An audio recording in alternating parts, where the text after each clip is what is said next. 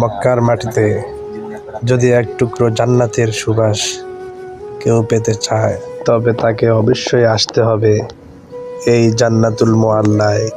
এটি কেবল একটি ঐতিহাসিক কবরস্থান নয়, এটি মুসলিম উম্মাহর আবেগের এক গভীর মহাসমুদ্র, যেখানে কান পাতলে শোনা যায় ইসলামের সূচনা লগ্নের ত্যাগ, ভালোবাসা আর কান্নার ইতিহাস।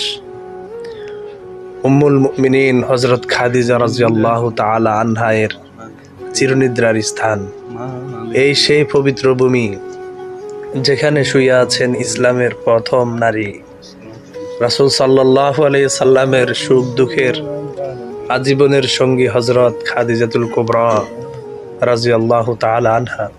যখন পুরো মক্কা রাসূল সাল্লাল্লাহু আলাইহি সাল্লামকে প্রত্যাখ্যান করেছিল, তখন উম্মুল মুমিনিন হযরত খাদিজাতুল কুবরা রাদিয়াল্লাহু তাআলা আনহা তার পাশে দাঁড়িয়েছিলেন পাহাড়ের মতো। রাসূল সাল্লাল্লাহু আলাইহি সাল্লাম তাকে এত ভালোবাসতেন যে তার মৃত্যুর বছরটিকে আমুল হুজুন বা দুঃখের বছর বলা হয়েছিল। রাসূল সাল্লাল্লাহু আলাইহি সাল্লামের নয়নের মণি আজ এই মুআল্লার বুকেই চিরদিনের জন্য শান্তিতে ঘুমাচ্ছে। রাসূল সাল্লাল্লাহু আলাইহি সাল্লামের শৈশব ও বংশের স্মৃতি এখানে চিরনিদ্রায় শায়িত আছেন। রাসূল সাল্লাল্লাহু আলাইহি সাল্লামের প্রিয় মা হযরত আমিনা এর কবর নিয়ে কোনো বর্ণনা এসেছে, এবং এখানে আছেন রাসূল সাল্লাল্লাহু আলাইহি সাল্লামের পরম স্নেহময় দাদা আব্দুল মুত্তালিব ও চাচা আবু তালিব। রাসূল সাল্লাল্লাহু আলাইহি সাল্লামের শৈশব আর কৈশোরের অভিভাবক এই মাটির নিচেই শুয়ে আছেন।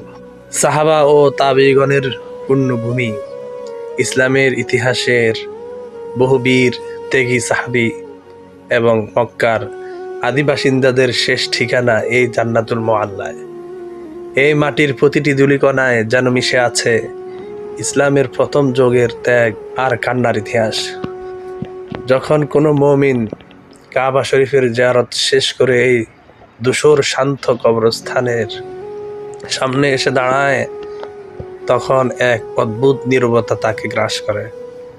কোনো জাঁকজমক নেই, কোনো বড় মাজার বা স্মৃতিস্তম্ভ নেই, শুধু সারি সারি মাটির কবর। অথচ এই সাধারণ মাটির নিচেই লুকিয়ে আছে পৃথিবীর ইতিহাসের সবচেয়ে অসাধারণ কিছু মানুষ। রাসূল সাল্লাল্লাহু আলাইহি সাল্লাম মক্কা ছেড়ে যাওয়ার সময় এই শহরের মাটির দিকে তাকিয়ে কেঁদেছিলেন, আর এই জান্নাতুল মুআল্লা হলো সেই মক্কার বুকে এক টুকরো পরম মমতার আশ্রয়।